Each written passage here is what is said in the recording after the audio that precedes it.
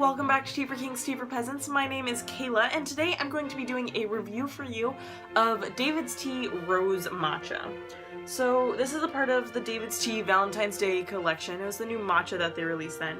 And I know I'm doing this a little bit late, but if you've seen my David's Tea haul where I got this tea, you'll know that I was going to buy this tea in store, but we got trapped in a snowstorm here, which does not happen very often in Washington. So I ended up placing an order online, and that's why I kind of have all of my tea from that collection a little late. Because I meant to buy it all in store, but oops. Kind of got trapped here, so had to buy it online. But I have the tea here. It smells very like floral. It has like a very strong rose smell. I actually don't smell much of the matcha, which is kind of interesting. And I've already smelled this, so I'll show you how I prepared this in a second, or I'll tell you. But I decided to keep, this is just the plain matcha, and what I did was I did one like regular David's Tea Perfect spoon, so not a matcha spoon, just like a regular spoon with 8 ounces of water. I have that here. Let's see if you can see the color a little bit. So that's what it looks like. It's a nice green color. It still smells like rose, but it does smell a little bit more vegetal than the matcha powder smelled. So you can smell that green tea a little bit more. It's very sweet.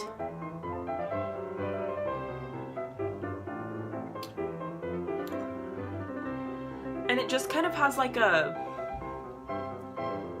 faint rose flavor. It's not quite as strong as I was expecting. Like, it's still definitely a rose flavor, it's just not as strong as I was expecting it to be. It's good though. I probably, if you've heard me talk about matcha before, I don't really like just drinking a straight matcha.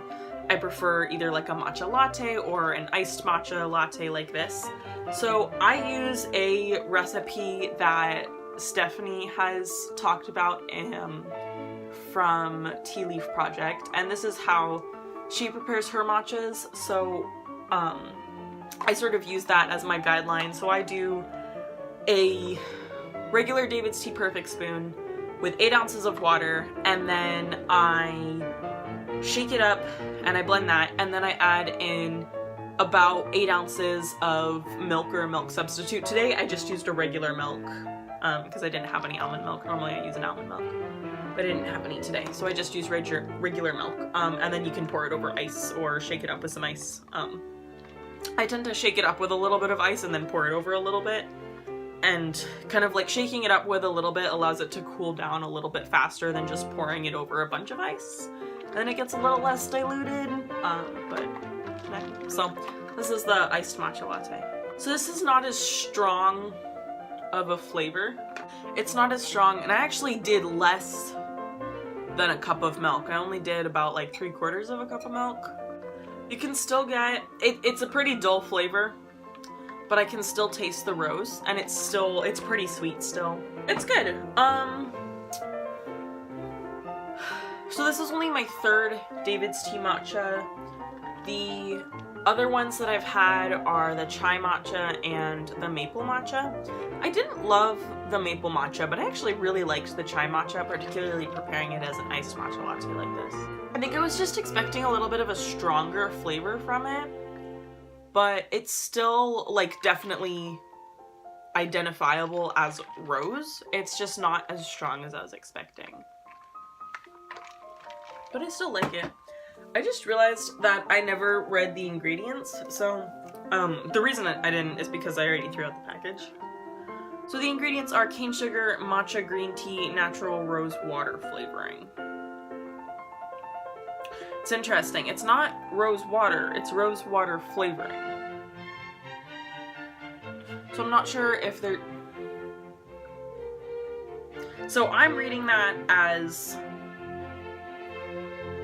a flavoring that is flavored after rose water, not that they've put rose water in it to flavor it. So maybe I'm reading that incorrectly and it's supposed to be that they've put rose water in it to flavor it. But I feel like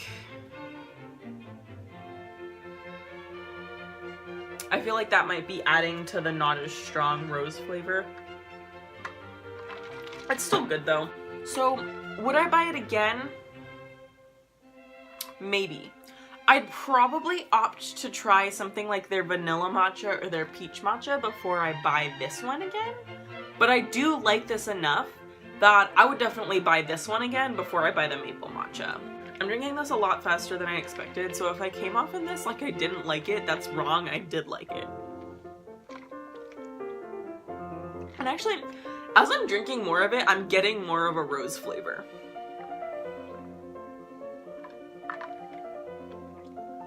It's probably just more that like it's subtle enough that when I first tasted it, and particularly right after having the straight matcha, I wasn't getting as much of it.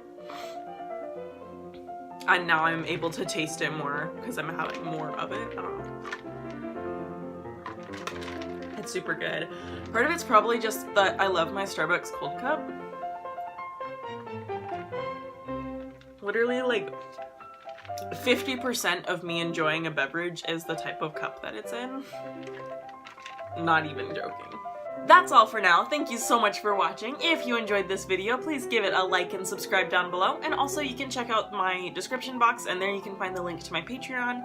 And you can click on that and find out more about what I'm doing over there. That is all for now. So as always, happy sipping. That was like the smoothest outro I've done in a long time. And that was one try.